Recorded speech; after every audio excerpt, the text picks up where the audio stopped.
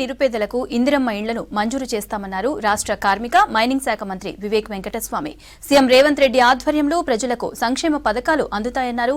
హైదరాబాద్ జూబ్లీహిల్స్ నియోజకవర్గంలోని Rahmat Nagar division booth committee సమావేశంలో పాల్గొన్నారు మంత్రి వివేక్. అర్హులందరికీ రేషన్ కార్డులు ఇస్తామన్నారు.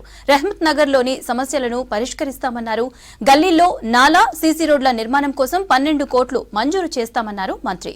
కార్యక్రమంలో కాంగ్రెస్ నేతలు కార్యకర్తలు పాల్గొన్నారు.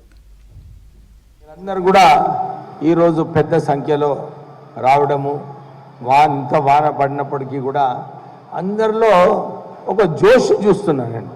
10 సంవత్సరాల తర్వాత మనకు 3000 రేషన్ కార్డులు వస్తున్నాయని మన సోదరుడు అన్నాడు ఇప్పుడే, సార్ నాకు రాలేదు కార్డు అని. ఇంకా ఇప్పుడు కార్డులు ఇచ్చే కార్యక్రమము 25 తారీఖు నుంచే పెట్టుకున్నారు. ఇప్పుడు సన్న బియ్యం ఇస్తే మన ప్రజలు మన ఇంట్లో వండుకొని మన పిల్లలకు సన్నబియ్యం ఇచ్చి మంచి పోషకాహారం ఇచ్చినప్పుడే వాళ్ళు కూడా మంచి చదువు మంచి ఆలోచనలు కూడా వస్తుంది.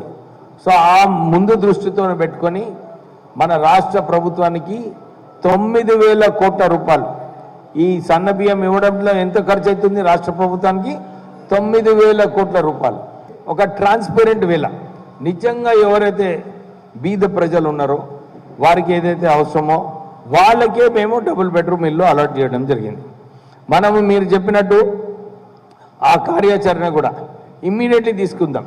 ఎందుకంటే ఇవన్నీ ఇంతకుముందు కట్టిన డబుల్ బెడ్రూమ్ ఇల్లు కేసీఆర్ ఆ రోజులలో ఎలక్షన్ ముందు ఇచ్చి ఓట్లు వేసుకుందామని చెప్పి ఇవన్నీ కూడా అట్లనే పెట్టిండు. దానికి అన్ని రిపేర్స్ కూడా అవసరము.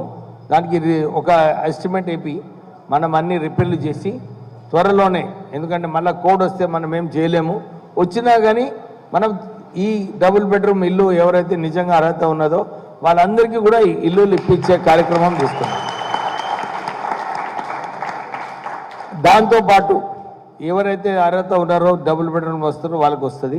సో నేను మా కాన్స్టిట్యున్సీలోనైతే అన్ని చోట్ల ఎక్కడ అవసరం ఉన్నదో అక్కడ నేను కమ్యూనిటీ హాల్ కట్టించడం జరిగింది. కానీ ఇక్కడ ఎందుకంటే ఇది సిటీ, ఇంకా నేను ఇప్పుడే మినిస్టర్ ఇన్ఛార్జ్గా తీసుకున్నా, నాకు కూడా చాలా ఈ మంచి విషయం మీరు ఏదైతే అడుగుతున్నారో ఈ కమ్యూనిటీ హాల్లో పెట్టే కార్యక్రమం కూడా ఎవరైతే అడిగినరో ఎవరికైతే మాట ఇస్తున్నానో ఈ అన్ని కమ్యూనిటీ హాల్ అయితే డెఫినెట్లీ నేను కట్టిస్తాను మీ అందరికీ. నాలాతో పాటు ఇంకా సీసీ రోడ్లు ఇవన్నీ కూడా సుమారు 10-12 కోట్ల రూపాయల ప్రపోజల్స్ ఇవ్వడం జరిగింది.